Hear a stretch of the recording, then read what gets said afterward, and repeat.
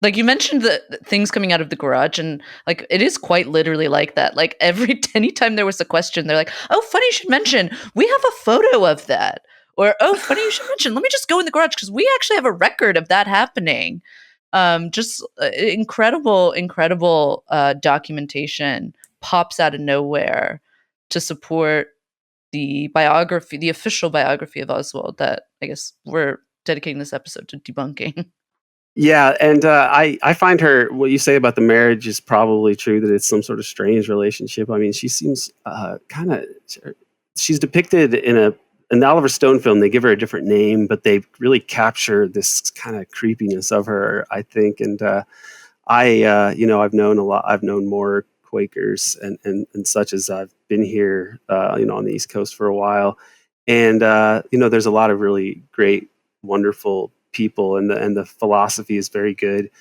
I think, and agreeable. A lot of anti-war activism and a history of opposition to slavery and so on. So there's a lot of things that are great, but there's also you'll occasionally, there's old money, and it's old money that goes way back and very establishment. And so to sort of be a part of this faith that's like going to really recognize the humanity of everyone in ways that are pretty admirable, but then you have old money, and money is, to have that sort of position in society is always, kind of maybe corrupting in some ways. And so I feel like I sort of know that I've never met anybody as much like this as her, like according to her biography. But I've had a sense of like a strangeness about some of these old money families, even when they're affiliated with like a faith that's like on the American spectrum pretty righteous. They're not like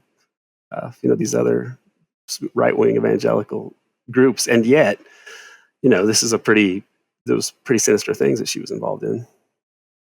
Quakers are still part of the WASP brethren at the end of the day. Yeah. Really, hard to escape that. It's not only that, but I mean, one of history's greatest leaders, let alone America's greatest presidents, was of course a Quaker himself, Mr. Richard Nixon. So, and a man who did bring peace on earth by going to China and really just, mid-70s when China really started getting good. And so, he just brought with him all that goodwill and love with him.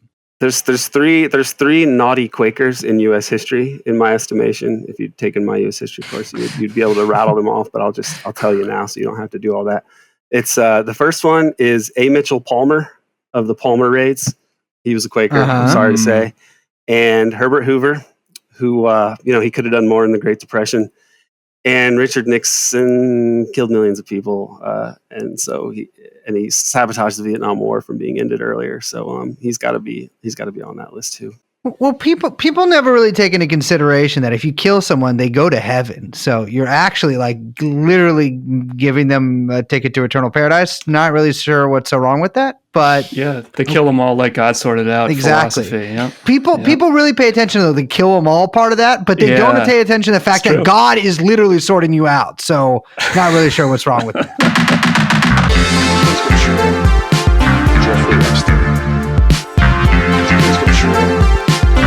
Jeffrey Epstein.